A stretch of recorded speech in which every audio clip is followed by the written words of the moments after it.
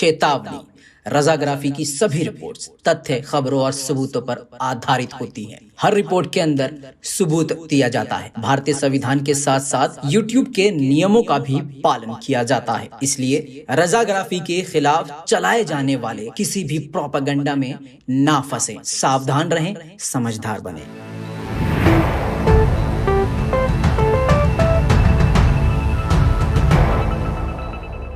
सलाम, नमस्ते, सत श्री अकाल। मैं हूं रजा और आप देख रहे हैं रजाग्राफी।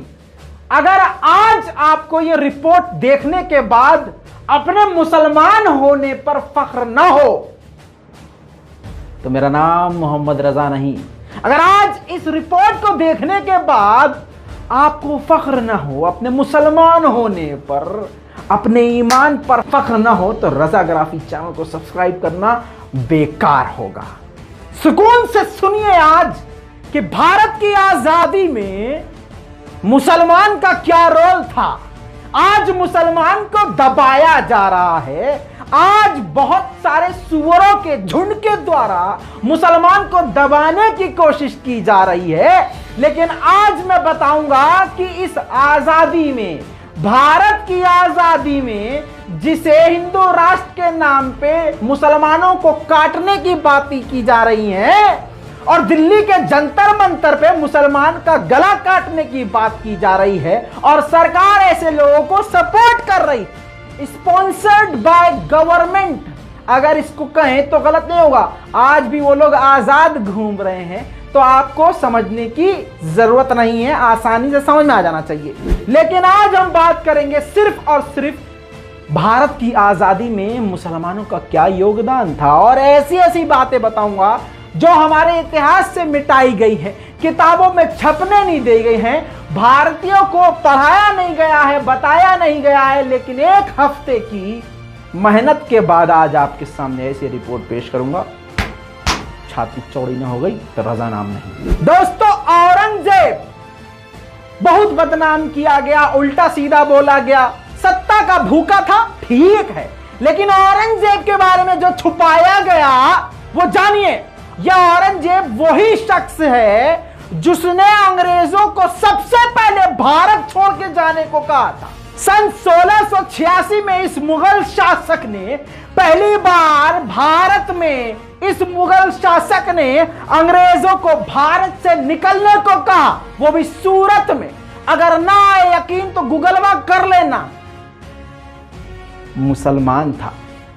अंग्रेजों के खिलाफ पहली जंग 200 साल पहले लगभग लड़ी गई, जिसको लड़ने वाला नवाब सिराजुद्दौला, बंगाल में जिसने ये लड़ाई लड़ी अंग्रेजों के खिलाफ, पहली लड़ाई। याद रखना, कहीं भी अंधभक्त नजर आए तो उनसे सवाल करना, उनका इतिहास नहीं है, क्योंकि वो अंग्रेजों का गू चाटते थे। बैटल ऑफ प्लासी, प्लासी की जंग गूगल कर लेना, नवाब सिराजुद्दौला लड़े थे। हालांकि यह भारत की पहली जंग थी अंग्रेजों के खिलाफ, जो कि ये हार गए थे और मारे गए थे। पहला शहीद भारत का, भारत की आजादी के लिए मुसलमान था, नाम था नवाब सिराजुद्दौला। याद रखना, इस कान में घुसा के जिस्म में अपने खून के अंदर इस नाम को बसा लेना। याद रखना, 1757 में सिराजुद्दौला को धोखे से अंग्रेजों ने खत्म कर दिया।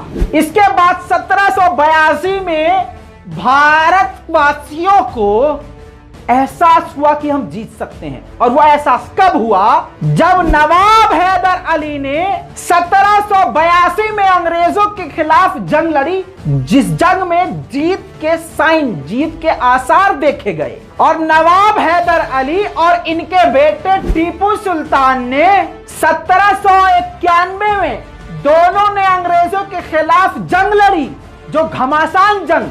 अब आप जान लीजिए एक नई बात, नवाब हैदर अली यानी टीपू सुल्तान के बाप, ये वो इंसान थे जिन्होंने अंग्रेजों के खिलाफ भारत में पहली बार अंग्रेजों के खिलाफ मिसाइल का इस्तेमाल किया था। अंग्रेजों की औकात भी नहीं थी मिसाइल देखने और झेलने की, जिसके बाद नवाब हैदर अली ने लगातार मिसाइलों का इस्तेमाल किया और फिर उनके बाद उनके बेटे टीपू सुल्तान ने 20 साल तक उन्हीं मिसाइल को एडवांस बनाकर अंग्रेजों के खिलाफ इस्तेमाल किया।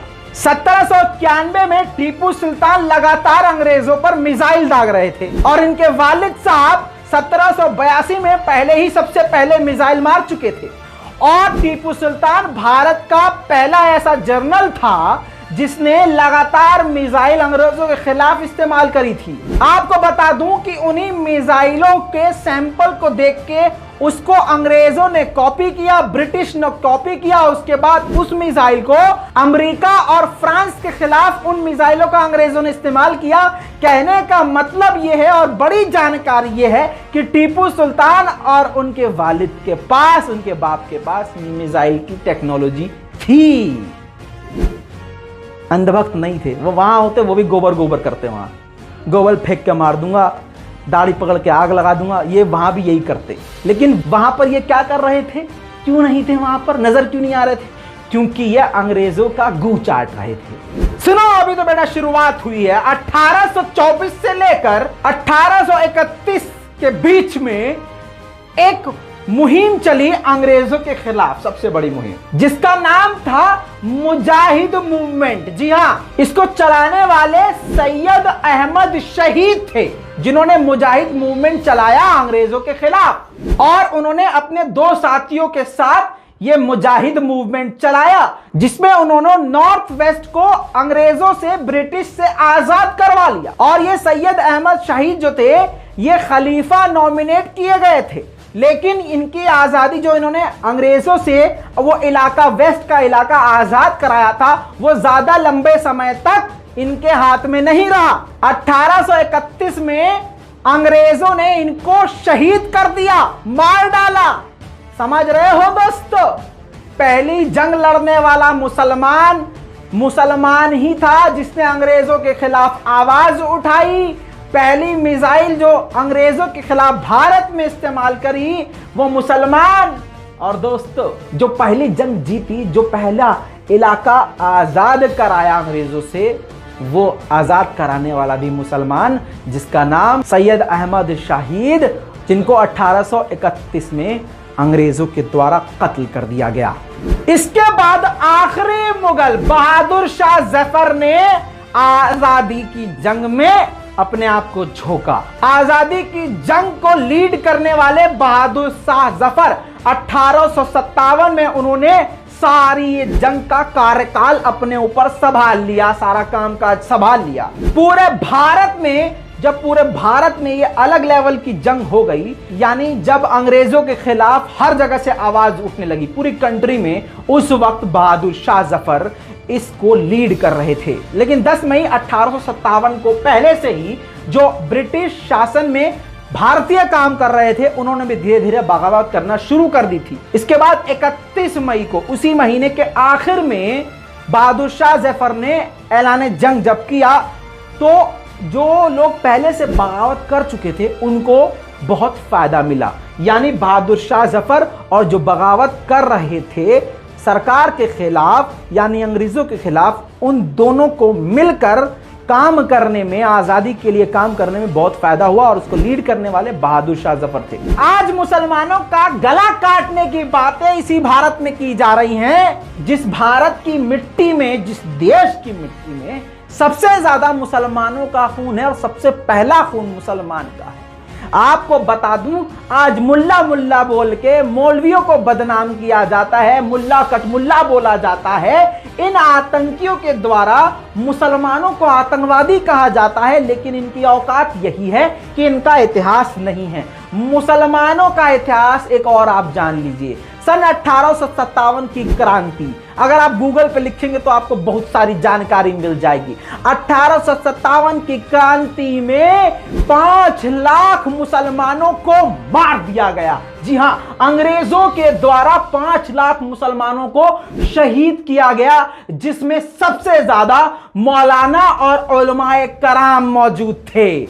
यानी सबसे ज्यादा उलमाए दीन सबसे पहले मारे गए, सबसे पहले मरने वाला मुसलमान, सबसे पहले शहादत देने वाला मुसलमान, सबसे ज्यादा मरने वाला शहीद होने वाला मुसलमान और सबसे ज्यादा आगे रहने वाला अंग्रेजों के खिलाफ मुसलमान। इसी 1857 की क्रांति में जब 5 लाख मुसलमानों को और साथ में 5000 मौलवी उलमाए दीन को कत्ल कर दिया गया, अंग्रेजों के द्वारा शहीद करवा दिया गया, उस 1857 की क्रांति में ग्रैंड ट्रंक रोड से यानी कलकत्ता से दिल्ली तक सड़क के दोनों तरफ जो पेड़ होते हैं, इस ग्रैंड ट्रंक रोड कलकत्ता से लेकर दिल्ली तक कोई भी ऐसा एक पेड़ बाकी नहीं था जिस पेड़ पर मुसलमान यानी उलमाए दीन, उलमा मौलवियों को मारकर ना लटकाया गया हो। 1857 की क्रांति में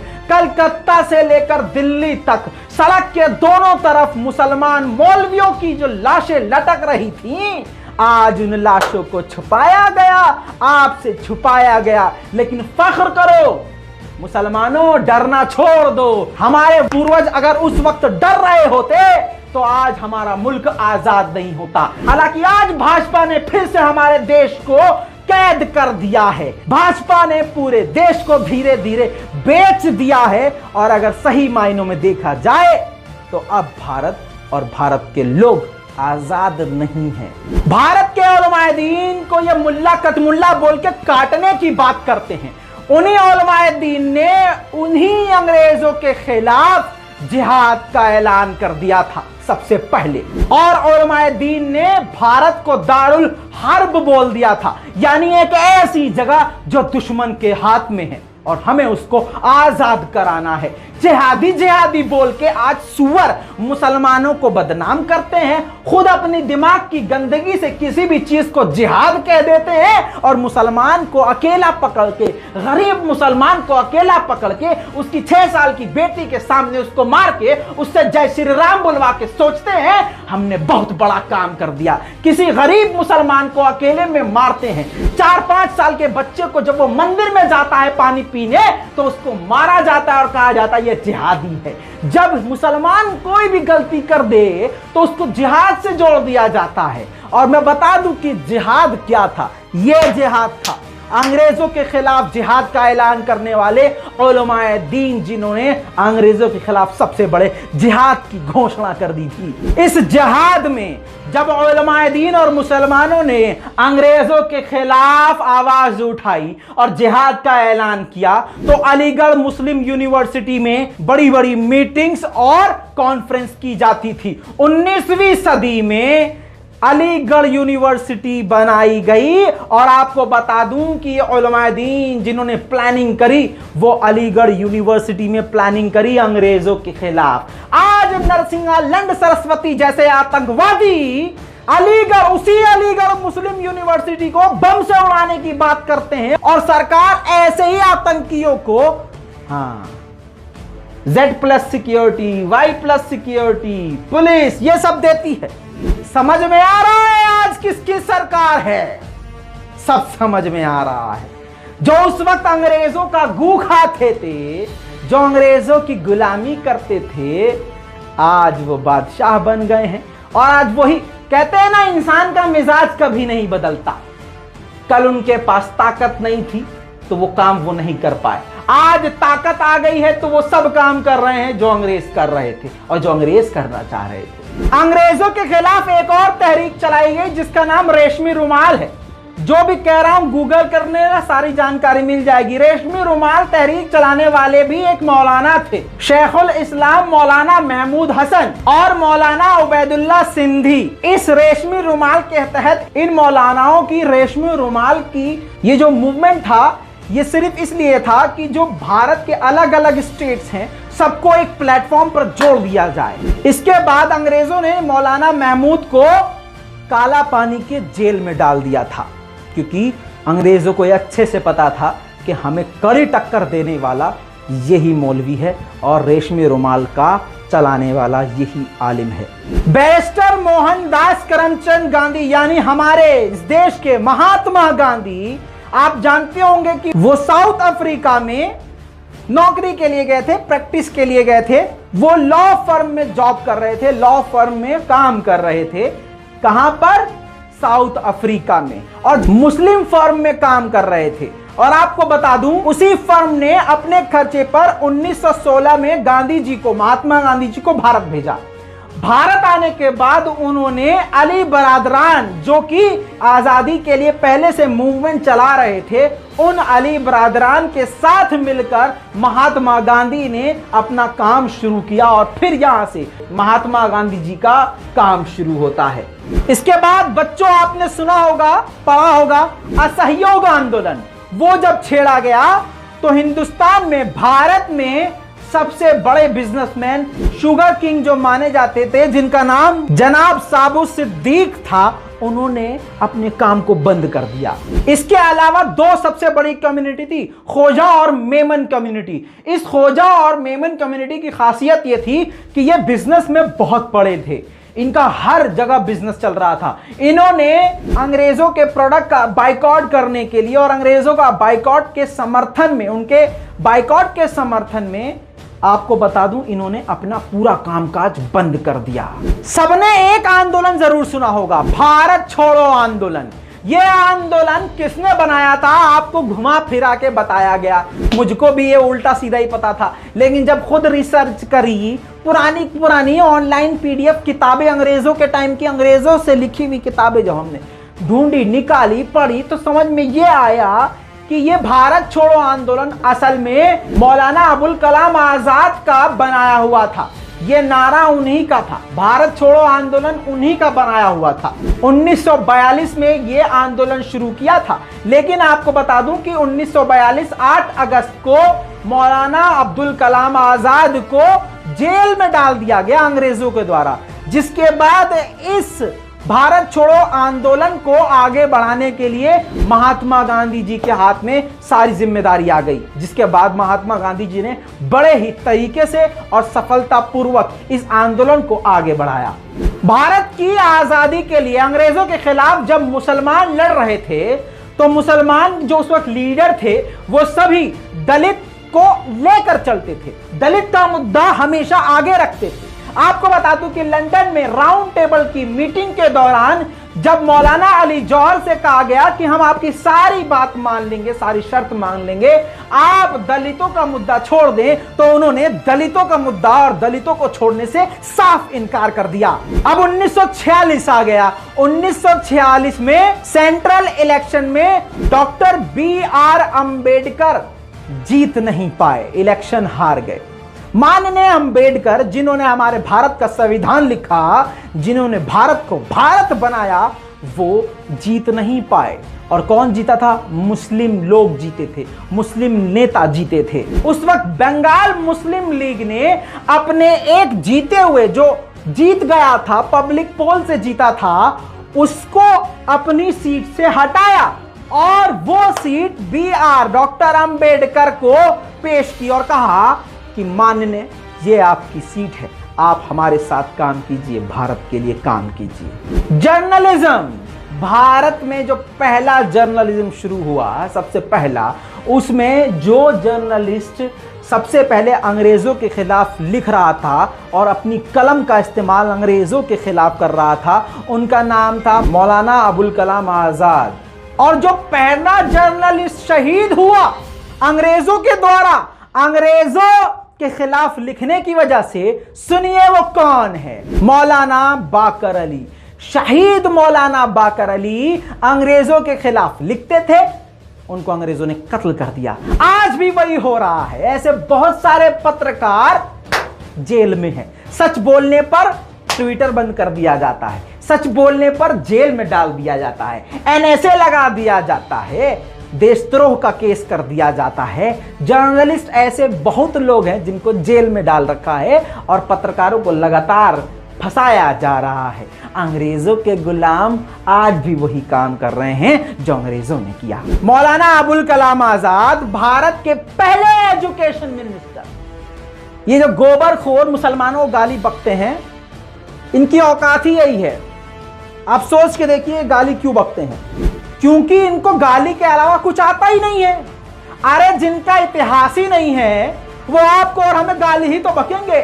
छाती चौड़ी करके कहो मुसलमानों हम मुसलमान हैं, आज सत्ता में हो हमें काट दो मार दो, लेकिन हमारा इतिहास नहीं मिटाया जा सकता। तुम्हारा गंदा इतिहास है और फिर से तुम अपना गंदा इतिहास लिख रहे हो। आने वाले वक्त में फिर से हमारे बच्चे, हमारी औलादें और दुनिया याद करेगी कि एक अंग्रेज थे, फिर आए अंग्रेजों की औलाद, उन्होंने भी जुल्म किया, अंग्रेजों ने भी जुल्म किया, अंग्रेजों की औलाद ने भी जुल्म किया, और उस वक्त भी मुसलमान जीते शहादत देके, और आज भी मुसलमान को तुम कितना भी मार डालो, जीत हमारी होगी, जीत सच्चाई की होगी। ये भारत जितना तुम्हारा है उतना हमारा है। भारत के अंदर भारत का मुसलमान बाई चॉइस है, ऑप्शन था उसके पास उधर निकलने का, नहीं गया। क्यों? क्योंकि भारत उतना ही हमारा भारत है जितना तुम्हारा। अरे तुम्हें तो ग्रीन कलर भी पसंद नहीं है बे, तुम्हें तो ये बस ये पसंद है, तुम्हें तो सफेद भी पसंद नहीं, शांति का रंग भी पसंद नहीं है। हरी सब्जियों का बाइकॉट कर दो, हरे रंग का बाइकॉट कर दो, सब कुछ हरा तुम्हें बुरा लगता है। दोस्तों आपको बता दूं, ये तिरंगा, जिस तिरंगे का इस्तेमाल अंधभक्त मुसलमान के खिलाफ करते हैं, कहते हैं ये मुसलमान पाकिस्तानी हैं। अच्छा, ये तिरंगा तुम फहरा रहे हो, इसके बारे में कुछ जानते हो? बदरुद्दीन तैयब जी बॉम्बे हाई कोर्ट के पहले चीफ जस्टिस थे, पहले मुस्लिम नहीं, बॉम्बे हाई कोर्ट के पहले चीफ जस्टिस बदरुद्दीन तैयब जी। हाँ, आ रहा हूं, तिरंगे पे आ रहा हूं। इनकी बीवी सुरैया तैयब जी ने इस झंडे को डिजाइन किया था। सुरैया तैयब जी मुसलमानों याद रखना, क्योंकि तुम खुद पढ़ते लिखते नहीं हो, तुम खुद नींद में हो, डरपोक हो, हैं? अबे 56 इंच का सीना हमारा है, उनका नहीं। अंग्रेजों का गू खाने वाले, तलवे चाटने वाले मुसलमान से ऊपर नहीं हो सकते। मुसलमान का ईमान मूसल जैसा है। यह तिरंगा बनाने वाली महिला मुस्लिम महिला थी, जिनके हस्बैंड भारत के बॉम्बे के पहले चीफ जस्टिस थे। सुरैया तैयब उनकी बीवी, जिन्होंने ये तिरंगा डिजाइन किया था, जिसे 17 जुलाई 1947 को मान्यता दी गई। और सुरैया तैयब जी आईसीएस ऑफिसर थी पीएमओ दफ्तर में। समझ रहे हो मुसलमानों? अपने आप को छोटा मत समझो, शेर हैं हम। एक नाम आपने जरूर सुना होगा, अशफाक उल्लाह खान। ये वो शख्स थे जो हमेशा सबसे ज्यादा ब्रिटिश ट्रेन पर हमला किया करते थे, अंग्रेजों पर हथियारों से हमला किया करते थे। हाँ, और इनके साथी थे राम प्रसाद बिस्मिल।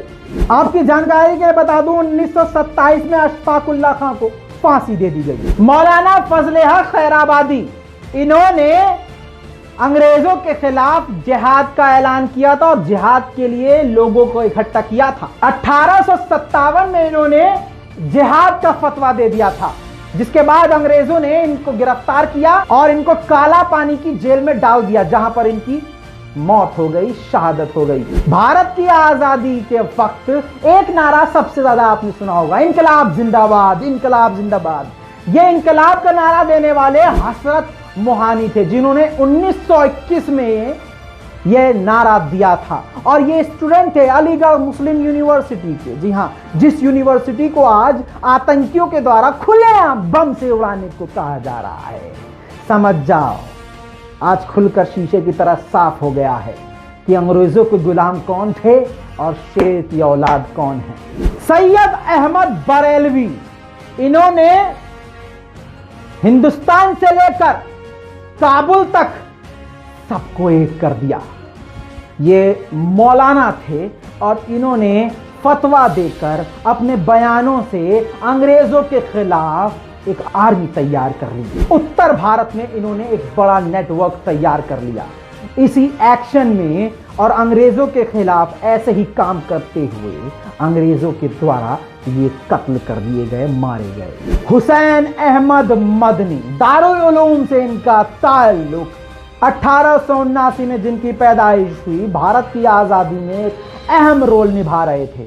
इमाम थे यानी मौलाना थे। सबसे बड़ी बात यह है कि हिंदू मुस्लिम को एक करने की बात किया करते थे, एक लेकर चलने की बात करते थे, हिंदू मुस्लिम एकता की बात करते थे। पाकिस्तान और भारत के विभाजन के साफ खिलाफ थे और सख्त खिलाफ, खुलकर इसका विरोध करते थे कि भारत के टुकड़े ना हो। इनके वालिद सैयद हबीबुल्लाह जो कि प्रेसिडेंट थे जमीयत उलमाए हिंद के उस वक्त, वो भी पाकिस्तान और भारत के विभाजन के खिलाफ थे। अंग्रेजों के द्वारा हुसैन अहमद मदनी को काला पानी में कैद कर दिया गया। दोस्तों, ऐसे बहुत सारे इतिहास हैं मुसलमानों के और आज मुसलमान भारत में डरता है। अरे आज़ादी में, भारत की आज़ादी में सबसे बड़ा हाथ हम मुसलमानों के पूर्वजों का है। यह आज के सुअरों के झुंड का नहीं जो खड़े होके सत्ता की ताकत में इतरा रहे हैं, हाथ में तलवार लेके मुसलमानों को काटने की बात कर रहे हैं। हम क्या हैं, ये आज़ाद भारत की ज़मीन बताती है। हम जो आज़ाद हैं, जिनको अब कैद किया जा रहा है, हम बता दें कि असली शेर हम हैं। आज आपको ये रिपोर्ट देख के नीचे लिखना है इनकलाब जिंदाबाद। दोबारा से इनकलाब की ज़रूरत है।